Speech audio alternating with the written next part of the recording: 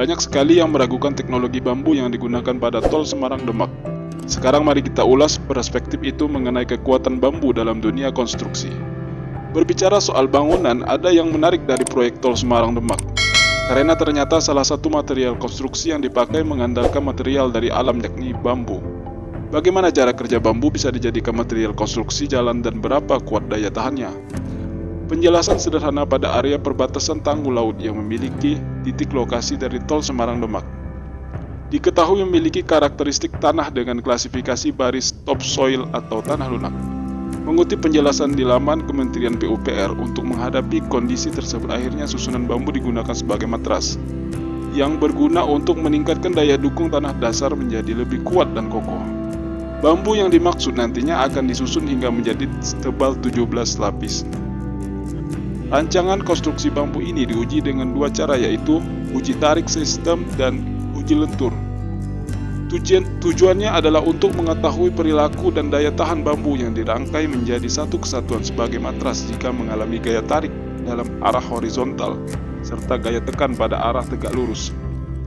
Gambaran mudahnya yang dimaksud gaya tarik horizontal dan gaya tekan tegak lurus adalah kondisi jika sewaktu-waktu terjadi tekanan pada tanah yang disebabkan oleh kondisi gempa atau tekanan dari air laut.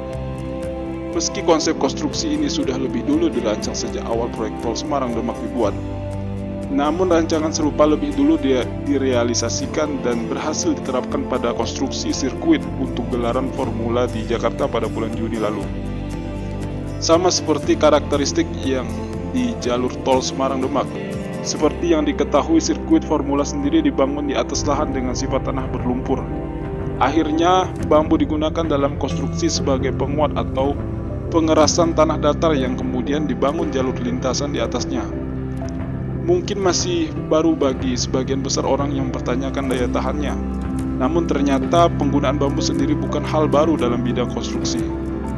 Mengutip jurnal penjelasan pemanfaatan bambu pada konstruksi bangunan karya Komang Ayu, artinya dijelaskan bahwa bambu memiliki sifat dasar kekuatan tinggi berat volume, rendah sifat konstruksi ringan dan elastis, sehingga tahan terhadap gaya gempa dan mudah diperbaiki jika terjadi kerusakan.